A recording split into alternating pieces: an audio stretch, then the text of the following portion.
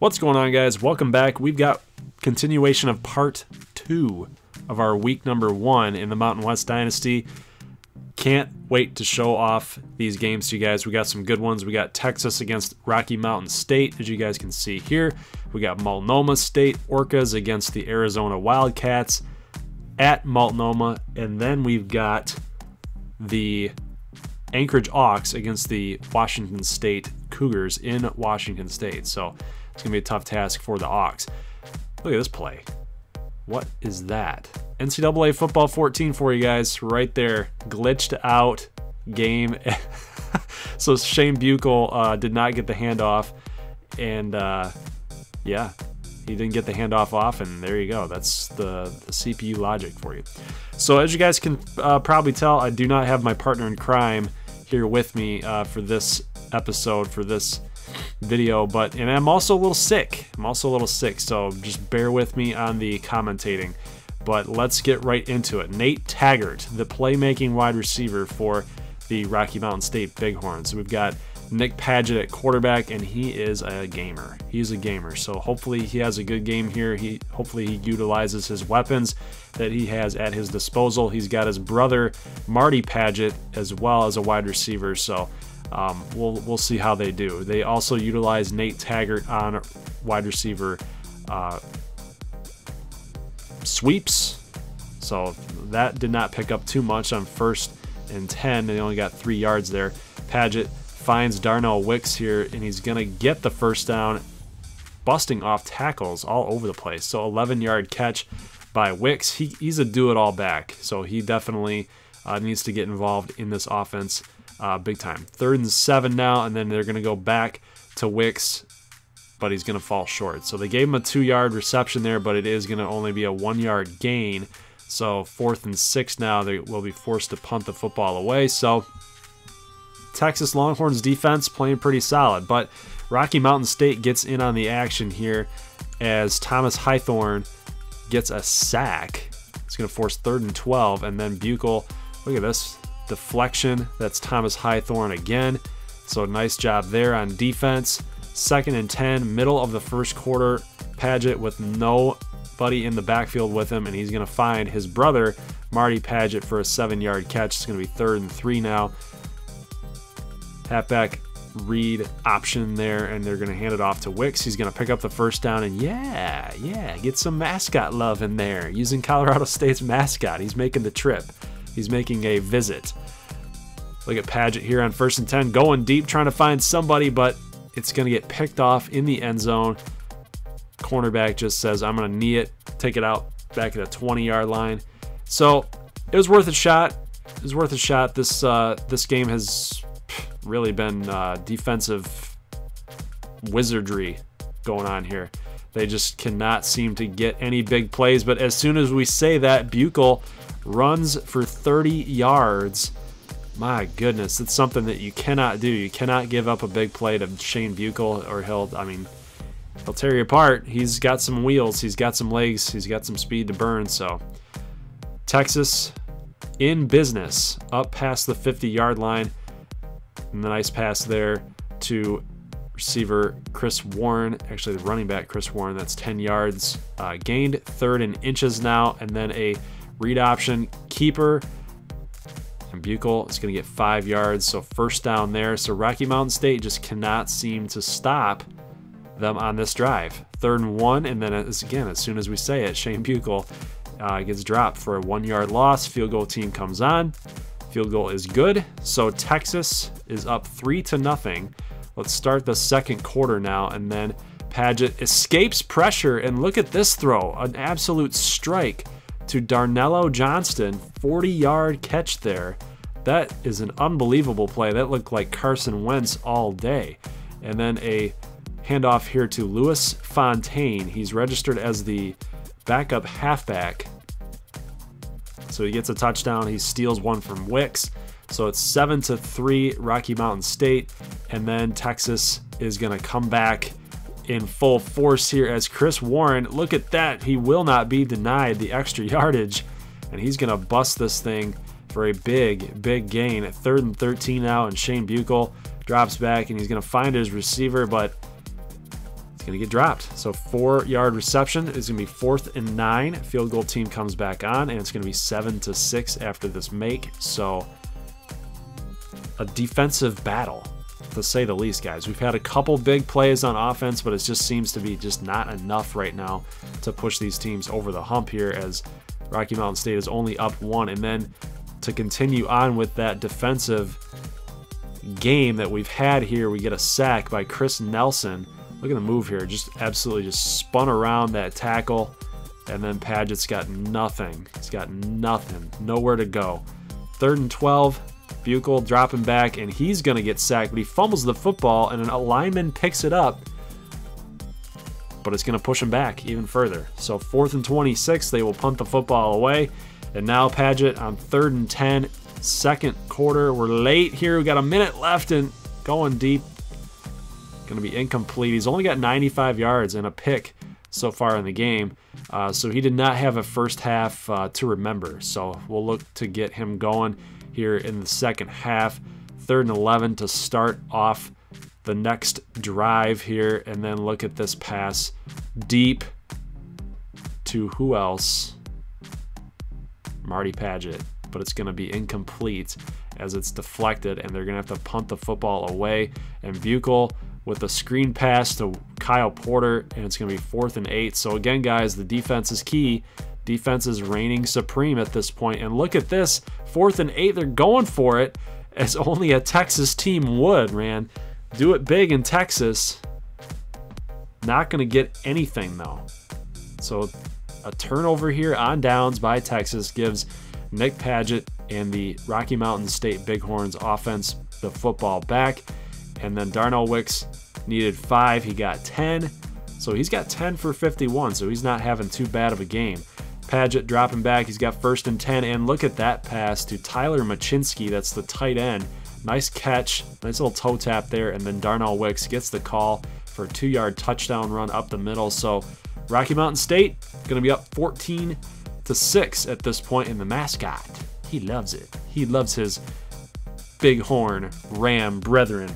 Good job there by the Bighorns, guys. So way to push through. It's a grindy type of game here, but they're gonna have to find a way to move this football in order to stave off Texas and get this upset. So nice first down pass there by Padgett. 2nd and 1 now, and then he's gonna drop back and fake this to Leroy Ford. It's gonna be a 6-yard catch. Gonna move the chains. We got 4:56 left to go in this 4th quarter, so time is winding down, and we are in range of getting points. They need a touchdown. They don't need a field goal here. They need a touchdown. 3rd and goal, and what's the call? We're going with the fullback, Donnell Henry, and he's gonna get dropped. So they will elect to kick the field goal here, and it is up and good. So it's 17-6 now, Rocky Mountain State. So yeah, it's an 11-point lead, but you wanted more. You definitely wanted more late in this game. 2:35 left to go. Touchdown here makes it 17-13. A two-pointer gets it 17-14. So a field goal will tie the game after that. So Texas, the Longhorns have a long way to go in order to take down Rocky Mountain State. But defense has got a hold here. 2nd and goal, 2:03 left to go, and a read option touchdown by Shane Buechel. It's going to make it 17-12, and guys, they're going to actually elect to go for it to get it within 3 points, and Buechel's got nothing downfield in the end zone, and he's going to go take it in himself. A 3-yard rush for the 2-point conversion. So it's going to be a field goal game. It's going to be a 3-point game now at this point. 2:02 left to go. Kickoff makes it 1:56. And then Texas only got 2 timeouts left, and Darnell Wicks pretty much just sealed the deal here. If they can get maybe 5 yards, maybe another first down here, this game is over. Texas is now out of timeouts, and Darnell Wicks with a 5-yard rush gets that first down, that much-needed first down. And guys, this game is over. So Rocky Mountain State staves off the Texas Longhorns and gets the first upset of the year. So the Bighorns knock off number 23 Texas. Nate Taggart didn't do too much. 22 yards. So I think he only had like 3 catches in this game. So he was very underutilized, and I think that's why they just didn't score a lot of points this week. But 95 yards by Wicks. He had a couple receiving yards there and had a rushing touchdown. So he had a very, very solid game. 95 yards rushing. So you can't fault the running attack as to why they didn't score a lot of points, right? So they definitely put up some numbers in that department. Just wish they would have utilized their playmakers a little bit more to really let that offense open up. But, so good win, but now we got Multnomah State Orcas against the Arizona Wildcats. And as you guys can see, Arizona's having a tough time moving this football on this Orca defense. The defensive line is probably the strength for the Orcas, and look at this, just the pursuit, just their quickness, as Mike Mayock would say, their lateral quickness, right? They've got a ton of lateral quickness, okay? They can get to sideline in a hurry and just stop those screens, stop anything to the outside. Their defensive linemen can plug up the holes. So they match up really well against the Arizona Wildcats offense with a lot of these read options and runs to the outside in general, these options in general. But Orel Sparks running the same type of offense. It's literally the same offense. West Virginia, we compared them to West Virginia early on in the introduction video. As you see, Orel Sparks gets this 3-yard touchdown run, and really no celebration. Yeah, a little jump, a little hop, skip, and a jump there. But Rich Rod is coaching the Arizona Wildcats, and look at that defense, man. This is what I'm saying. That's what I'm saying. 2nd and 10, gets a 1-yard loss. Nice tackle there, nice pursuit. And then we got a pass play, 3rd and 11. But that's going to be the weakness here for the Orcas, is up the middle on pass plays. So you just watch out for that. And then look at this. Look at the speed to get Brandon Dawkins down for a sack. That's Keith that's in there. 4th and 11. And they're going to punt the ball away. And why are we showing this, guys? Because look at the placement on the 2 or the 1 yard line.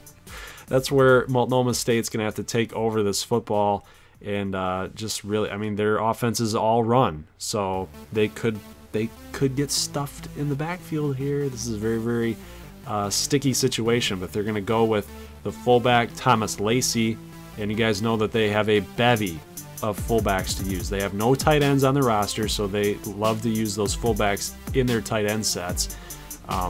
As you guys can see, that there's a double tight end set there. They got a motion, little audible there, and another handoff to the fullback, but he's going to get stuffed. So that's Thomas Lacey yet again. But guys, yeah, the offense for Arizona, run by Rich Rodriguez, was former head coach at West Virginia. Now you've got Multnomah, who plays the same style. So pretty much this is Arizona versus Arizona, if you really want to look at it that way. Or if you're a big Orcas fan, you could say it's Orcas versus Orcas. But look at this play there. Multnomah ended up punting the football away. Brandon Dawkins gets there for 13 yards. But look at the pursuit. Like, guys, like, Arizona is no slouch, right? I mean, these are good football players. These are recruited very heavily. These guys are recruited very heavily. This is a very solid football program, but Multnomah is just really just taking it to them on defense. They're just catching them, everything they got. But Orel Sparks, you guys can see it, one of his very few passing plays. I just dropped something. One of their very few passing plays that they've attempted here, and it didn't really do it. It didn't do anything. So Orel Sparks is not known for his arm. He's gonna have to win this game with his legs. But look at Brian Crenshaw here, 3rd and 17, and look at the spin move right into Brian Dawkins. Brian Dawkins. I forgot his name, dang it. But 3rd and 17, Tyrell Johnson makes this catch for 8 yards. Nothing doing. 4th and 9, they're going to go for it here, and they're, oh, almost intercepted, and there we go. It's Brandon Dawkins. Brandon, get your head out of your butt, man. Look at that. Oh, my goodness. He even had 2 chances to get that interception. But let's take a look at the offensive stats for Multnomah. We got Brad Hunt, 6 rushes for 10 yards. Ooh, goodness gracious me. Sakes alive. it's basically being run through Orel Sparks right now. He is just really just on a mission here. Look at Brad Hunt. Just, 2 yards. 2 yards is really all he ever does in this game here. So Orel Sparks, if you can't win it with your arm, you're going to have to try to win it with your legs. So that's probably one of the better passes that he made in all of this game here. So Tyquan Nichols gets a catch there, gets the first down, and then look at Orel Sparks go. That little shifty juke there. Nice move by Sparks. 1st and 10, and he's going to hand the ball off to Brad Hunt, who is actually going to push the pile.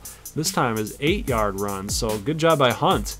My brother always says I like to use this phrase a little bit too much, a little bowling ball, but he is one. He is one. He's hard to tackle. Kind of slow.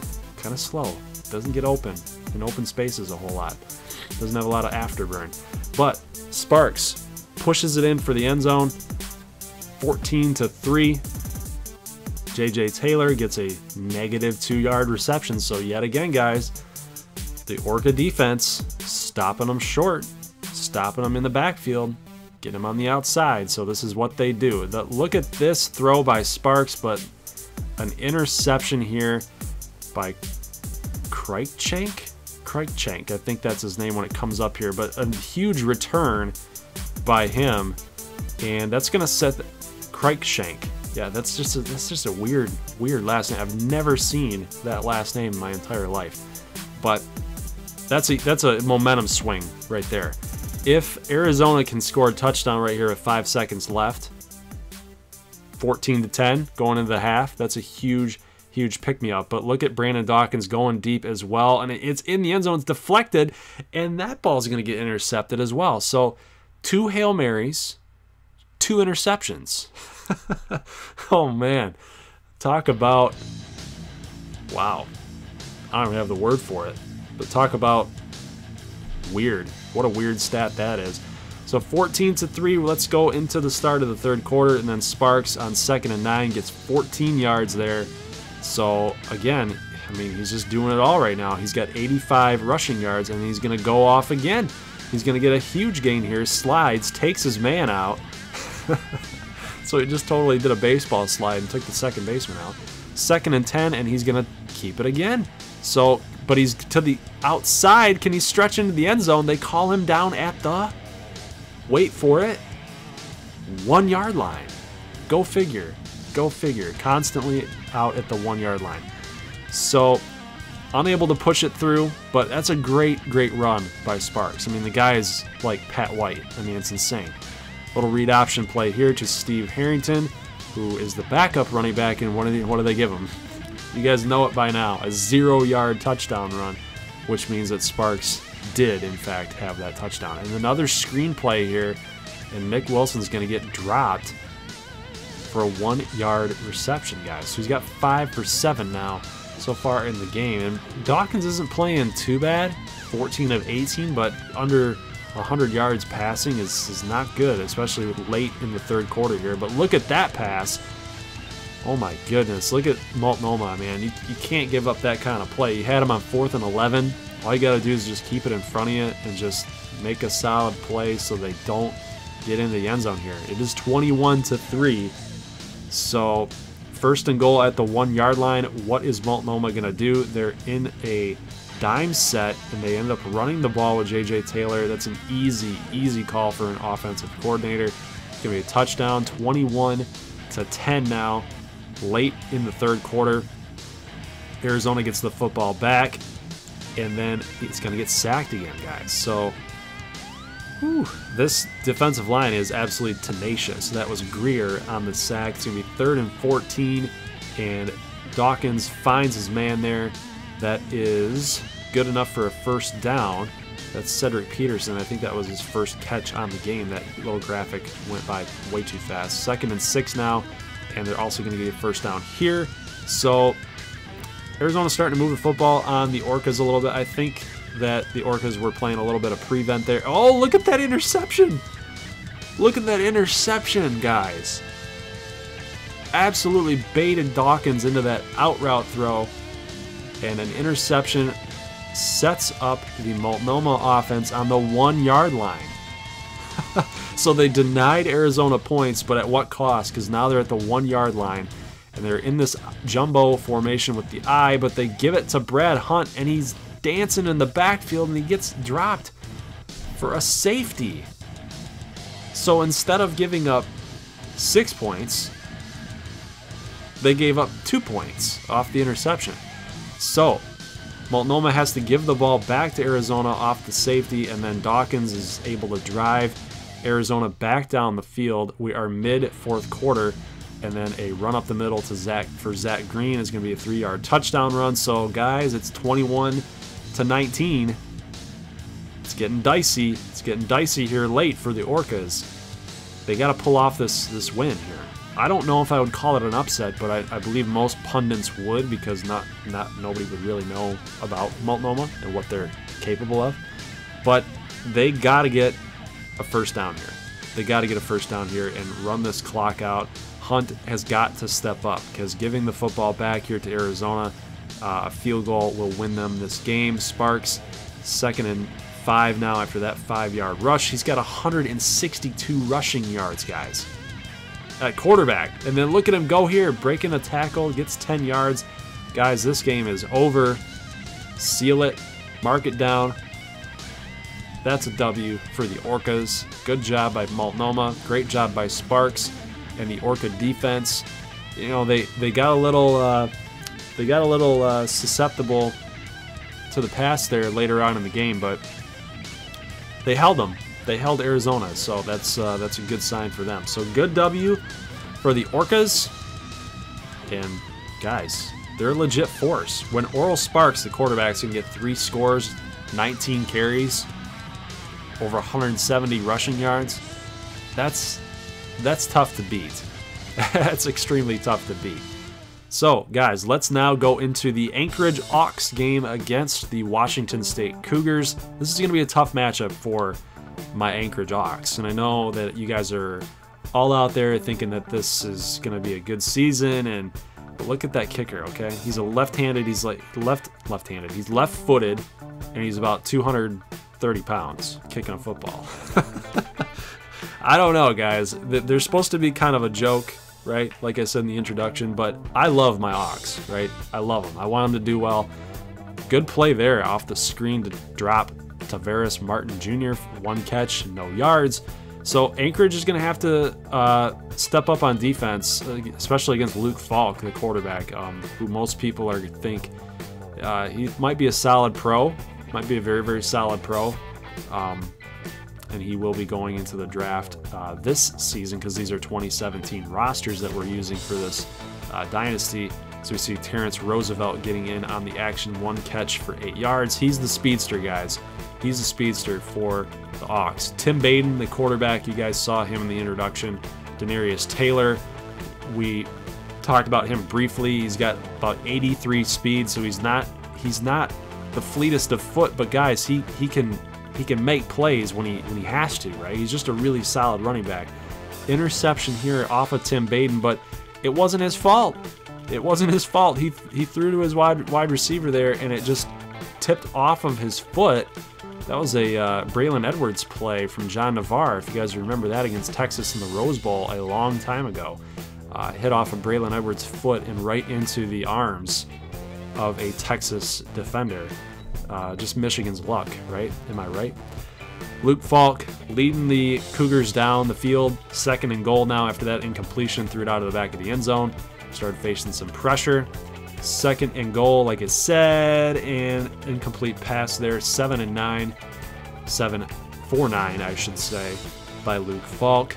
3rd and goal, and he's going to find his man, but Anchorage, yet again, guys, stops them short. This is exactly what the key to success is going to be for Anchorage. Got to play really well on defense, because that offense, kind of spotty a little bit, you know. Tim Baden, not the most consistent quarterback. Denarius Taylor, obviously, he's got to be crafty. Got to be very, very crafty. Baden dropping back 3rd and 3. He's going to get Terrence Roosevelt there for 15 yards. 2 receptions for 23 yards for Roosevelt. And then Baden in the I formation. It might have been strong I.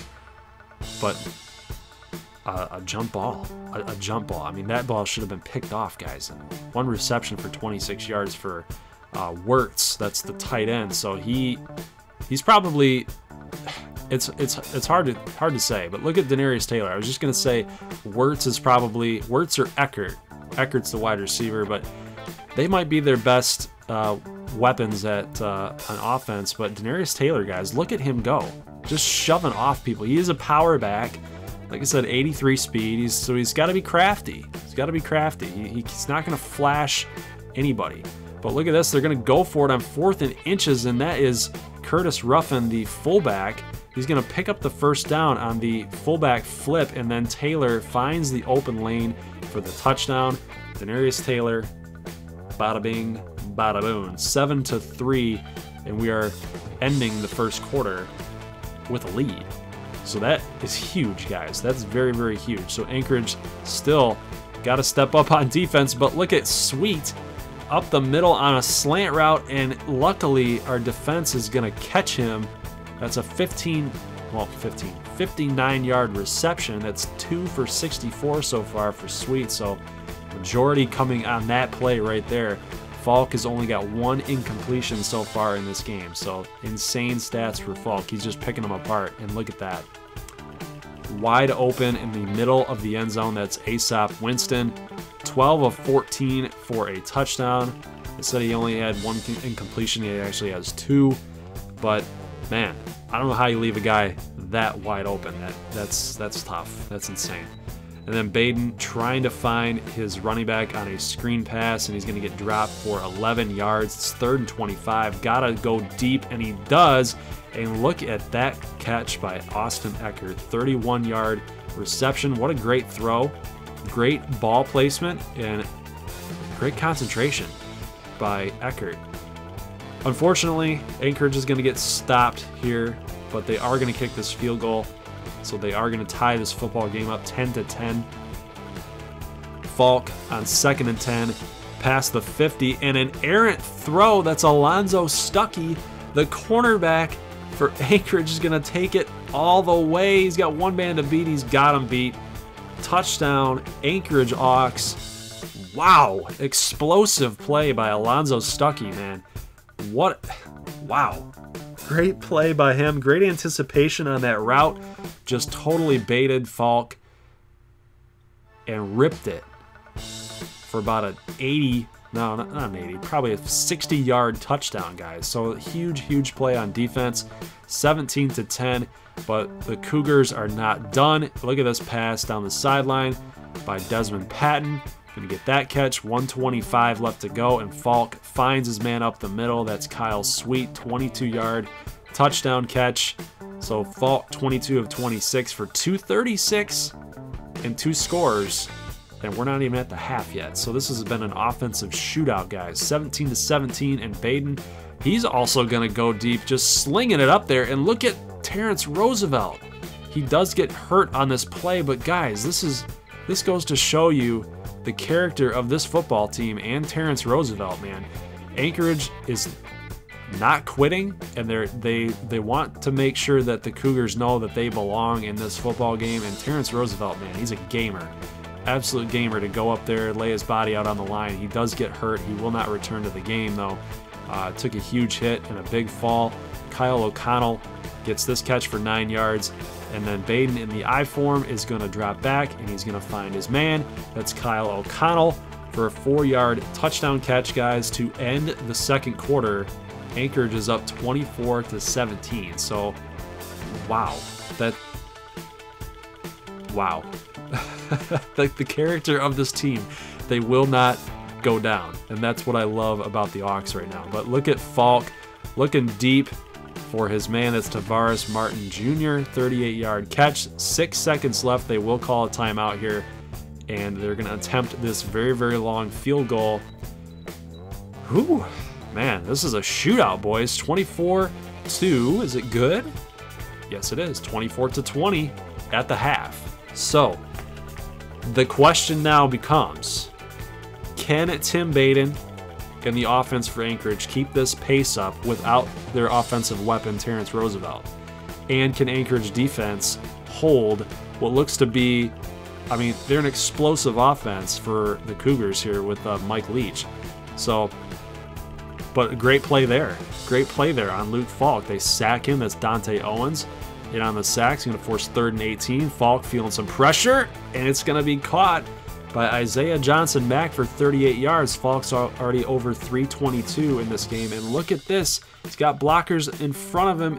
He's going to go to the sideline, get out of bounds for a 22-yard run, and then Falk on 2nd and 5 is going to do a read option, and he's also going to get a score. So tack on a couple scores here, passing and now rushing for Falk. The game is now tied. We are mid-3rd quarter at 27-27. Baden dropping back. He's got his man there, and he's going to push for the first down. That's Austin Eckert, man. That's what I'm saying. They just will not be denied, guys. They're not giving up. Tim Baden sacked for 7-yard loss there, 3rd and 16. I'm not even going to attempt to pronounce that name, but I'm not sure what the offensive lineman was doing there. He didn't even touch him. Didn't even touch that guy. Baden on 3rd and 16, and look at this pass. Wow, in double coverage, that's Morris Jackson for a 23-yard catch, guys. His first on the game, 3rd and 4. Baden with time winding down in the 3rd quarter, and he throws off his back foot across the map. I'm thinking Call of Duty, guys. Across the field. And look at this. It might have been in triple coverage on the flag route. And Mendoza, wow, the corner had his back turned, and the other corner just was not in position to pick that ball off. Touchdown, Anchorage, 34-27. 3rd quarter winding down here, and now we got 3rd and 6, and they got to stop him, and they do. James Williams only gets 5 yards when they needed 6. So Anchorage, guys, gets the ball back, and now Tim Baden finds his man there in the 4th quarter, and that's Caleb Claiborne, no relation to Antoine Claiborne, although it could be. They aren't in the same universe, though, guys. This is a totally different landscape. Touchdown Anchorage, 41-27, late in the 4th quarter. How can you, at this point, I don't know how you can say Washington State's coming back to win this football game. Anchorage just absolutely just sealed the deal. Falk dropping back, 1st and 10, feeling pressure, and then Stuckey again, guys. Stuckey comes up huge again for an interception, a pick 6, 48-27 Anchorage with the stunner out in Washington, guys. Oh my goodness. Who would have thunk that? This game's over, guys. I'll just say it right now. 6 seconds left. Baden takes a knee, and guys, I'm absolutely I'm blown away. I had Anchorage losing in a blowout. You guys remember it back in week 1 with Santa Fe State and Honolulu College gameplay. We were previewing these games here, and I had Anchorage losing in a blowout. I thought there was no way that defense would have taken out Luke Falk in that Cougars offense. There's no way. But did they prove me wrong, guys? 1-0 for Anchorage. What a win by 21 points, 3 touchdowns they won by. Wow, that's all I can say. Colorado A&T wins against Colorado 31-28, so they win by 3. Army West Point beats Tacoma 24-13, and then Santa Fe State, you guys saw that. And then the Javelinas upset Fresno State 23-10. So I was right. I picked San Joaquin Valley. Say that 5 times fast. My brother's going to kill me. San Joaquin Valley State University Javelinas. So guys, here is the matchups for week number 2. We got South Alabama against Multnomah, Arizona at Central Arizona, Santa Fe against Texas Tech, Honolulu College at Navy. So a lot of running attack type of teams here with Multnomah and Navy in the early part of week number 2. BYU at Hillsboro, Maui at UCLA. Guys, it's a big week. Big week. North Texas at Anchorage, and San Joaquin Valley State at Iowa, and Oakland College against Utah. So guys, the games that we will be showing for next week will obviously be Honolulu College and Navy, Santa Fe State at Texas Tech, Maui at UCLA, and the Piggies, the Javelinas, against Iowa. So, guys, that is your matchups for week number 2. Who do you got? Leave a like if you like this video, and if you're new to the channel, make sure you hit that little red button for a subscribe. If you like it, love it, you want more of it, you know what to do. Do that. Or hit my logo so you guys never miss an update for NCAA Football 14 videos. And I will catch you, later on today. Because later on today, about 4 o'clock, I'm just going to say that by the time you watch this video, most of you guys it'll be past 4 o'clock. But about around 4 o'clock later on Saturday, the American video for the offseason episode 4, which will finalize all the recruits, will be posted. So make sure you guys are staying aware and up to date on that. So check back here around 4 o'clock for that video. So I will see you guys next Wednesday, where we will show week number 2 games, and then next Saturday we'll have part 5 of the American offseason. So I will see you guys then. Happy Saturday, and until next time, peace.